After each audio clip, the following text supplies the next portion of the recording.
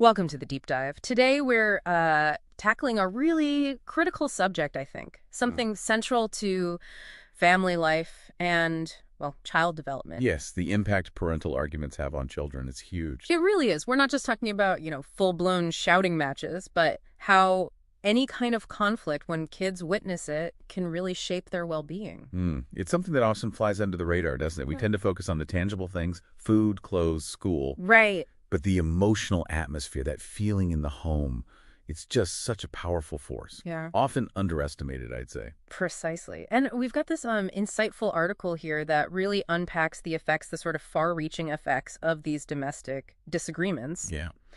So our goal, our mission for this deep dive is to really get a handle on the consequences, immediate and long-term, and maybe pull out some, practical takeaways for creating a more positive home space. It's about looking past the fact that, okay, arguments happen, fine, but understanding what they actually mean through a child's eyes, considering their unique vulnerabilities, how they see things. Yeah, absolutely. The article kicks off with a really telling moment. The author talks about this conversation with a friend who sounded quite distressed, actually. Oh. Yeah, she said, "It happened again here." And when asked if it was in front of her child again, she said, "Yes, right in front." Oh, wow. And then she added this really heartbreaking thought. "How many days can I hide it? One day he'll find out anyway." Oof. It just immediately makes you think, doesn't it? What's going through that 5-year-old's head? What sort of fears or anxieties might be taking root? And just for context, your cushion here is used like a casual term, like saying mate or friend. That little story is so revealing. It's not just the parent struggle, which is real, but it forces you, like you said, to consider the child's inner world. That feeling that something's being hidden, or there's this tension. Yeah. It can be deeply unsettling for a kid, even if they don't get the details, Yeah, it really sets the scene for how widespread this issue can be. The article points out how social media sometimes reflects these difficulties children face. Right. And heartbreakingly, you even see instances where kids feel so overwhelmed they actually leave home just to escape that constant fighting. That's such a stark indicator, isn't it? I mean, for a child to feel running away is the better option. Yeah. It just speaks volumes about how negative that home environment must feel. Their sense of safety is just gone. And there's another story in the piece, quite troubling, from Kirtipur, about an 11th grader from a family that, looked fine on the surface, good family. But this young guy started withdrawing, arguing all the time with his mom, demanding money. Oh, dear. And then, tragically, developed a drug addiction. The author connects this directly back to his upbringing, seeing his parents argue constantly, feeling neglected. It just really drives home that the impact of that early environment, well, it doesn't just disappear. No, it doesn't. That example really shows how those early experiences can sort of set a trajectory. We might think kids are resilient, and they are in some ways, but that constant exposure to conflict, to neglect, it creates these deep vulnerabilities. Yeah. And they can bubble up later in life in all sorts of challenging ways. That lack of stability, that nurturing feeling, Yeah. it can sadly pave the way for things like addiction. Absolutely. And the article touches on something I think many parents might relate to, underestimating how significant their arguments are for young children. Right. We might think, oh, it was just a small disagreement, but for a child who doesn't have that developmental capacity to process adult conflict, even small tiffs can feel like, well, the article calls them extraordinary fights. And that difference in perspective is fascinating, isn't it? Right. As adults, we kind of understand that a disagreement doesn't mean the relationship is ending or everything's falling apart. Hopefully. But kids often lack that security. A raised voice, sharp words. It can feel incredibly threatening. It shakes their whole sense of the world, their place in it. And when parents are constantly pointing out flaws, you always do this, you never do that, basically acting like enemies in front of the kids. Yeah. The article suggests it leads quite naturally, really, to agitation, worry, even depression in the children. It even argues this kind of atmosphere can have lifelong psychological impacts. If you connect that to child development research, that constant exposure to negativity, it can actually trigger a chronic stress response in a child's developing brain. Wow. Yeah, it can literally affect brain architecture, their ability to manage emotions later on. It can all be impacted, potentially leading to those long-term psychological difficulties. It's pretty sobering to think how actions we might take, thinking we're being responsible, maybe even disciplining, can unintentionally harm kids. Mm-hmm. The article talks about losing, that's like discernment or good judgment. Right. It's just not. Yeah, losing that because of ego or arrogance, and how that can lead to harmful things like hitting someone in the family. That brings up a really crucial point about, well, parental self-awareness. Yeah. Are we always acting from a place that's truly best for the kids? Good question. Or are our own, unmanaged emotions sometimes driving things in ways that end up hurting the people we care about most? The article is quite clear. Disagreements are normal, part of being human, but it's the inability to manage anger that turns disagreements into violence. Exactly. And this violence, it stresses, has this ripple effect. It goes beyond just the family. It affects the neighborhood, society as a whole. That's right. It's not just about what happens inside the house. It's also about social learning. Kids are always watching. Always. They see how adults handle conflict, and those observations become really powerful models for their own future relationships, how they'll handle things themselves. Which leads perfectly into this really strong analogy the article uses, seeing children as raw clay. Ah, yes, the raw clay analogy, very apt. Molded by their environment, right. It emphasizes that the activities we demonstrate at home become the child's future culture. So kids from homes with lots of strife, lots of quarrels, well, sadly, they're more likely to become quarrelsome themselves. It just highlights the huge responsibility we have as parents, as caregivers. We're basically the architects of their early understanding of the world. Yeah. The home is like the crucible, where their core values, their beliefs, their behaviors get formed. The article then tackles a really common thought parents might have. What difference does it make if they know? That dismissive attitude. Yeah, or don't act smart just because you're a child. It contrasts how we might feel ashamed societally to show affection openly, Right. but have less hesitation about arguing openly right in front of the kids. It's a strange cultural contradiction, isn't it? We might put on a brave face in public, but then feel like we can just let loose at home. Yeah. Forgetting, or maybe ignoring, that our kids are right there, watching, listening, soaking it all in. And there's often this lack of really asking kids what they think or feel. It gets replaced by orders like, just do your work quietly, we feed you, we clothe you. Yeah, that dismissal. The article asks a really vital question. Is silence actually a solution?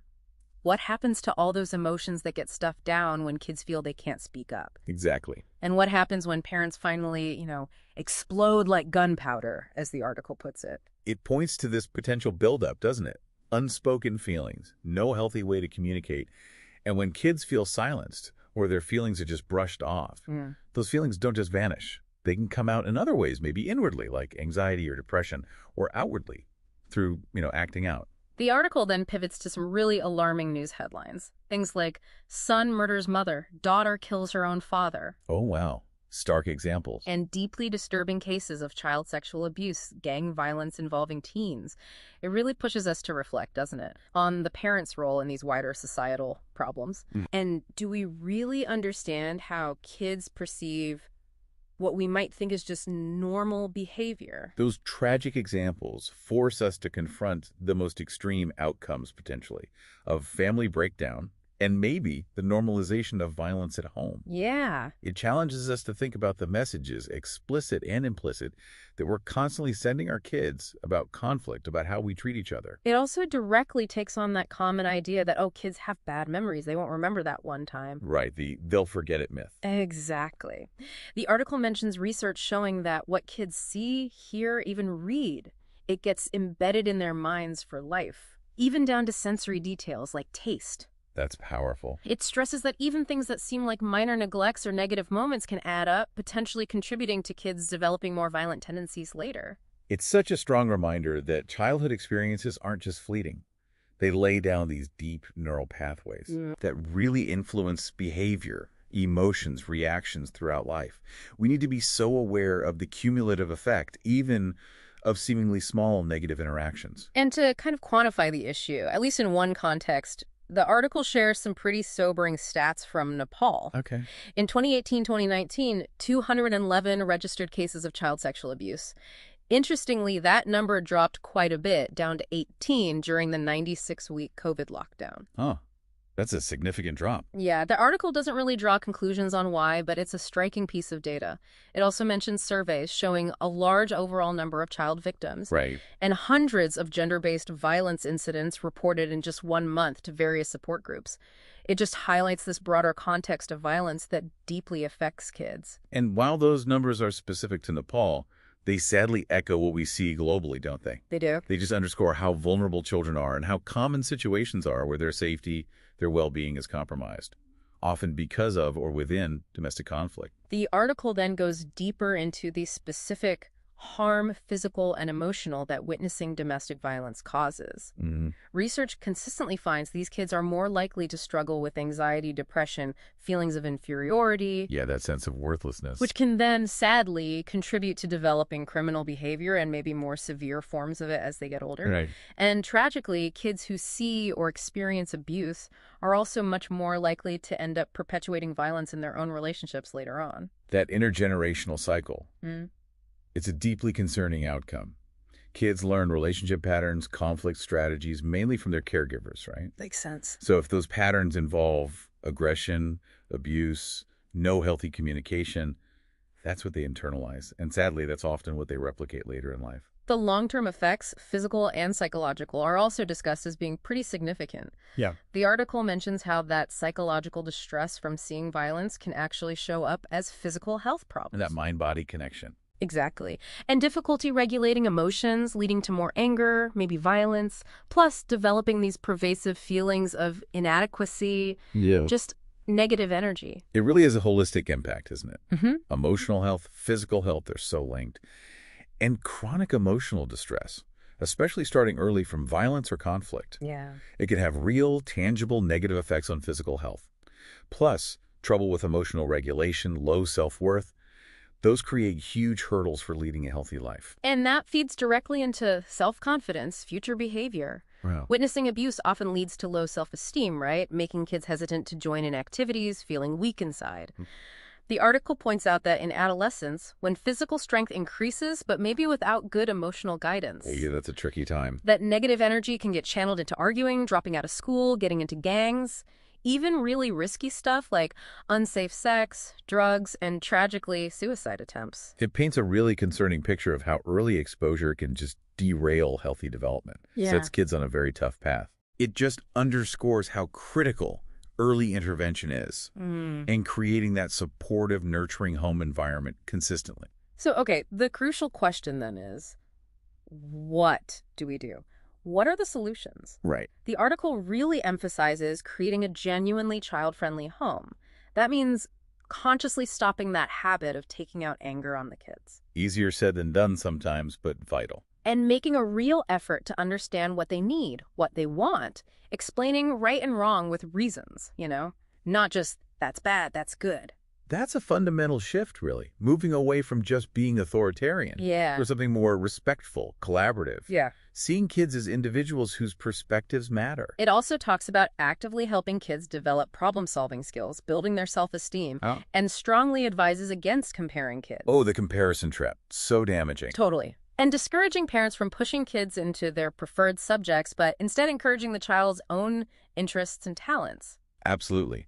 Recognizing and nurturing what makes each child unique, what they're good at. Yeah. That's key for building self-worth, motivation from within. Definitely. Comparisons, pressure to conform to what the parents want, Yeah. that can just crush a child's sense of who they are.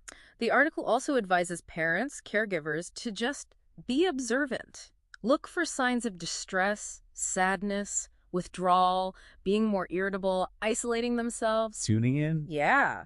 And stressing the importance of that positive atmosphere, explaining things in ways that don't hurt their self-esteem, giving them time and space, and being thoughtful about social media exposure, maybe delaying it, or if they're using it, talking about the good and bad sides. Those are all really practical, actionable things, aren't they? Yeah. Things parents can consciously do to just be more aware of their child's emotional world and give them the support they need.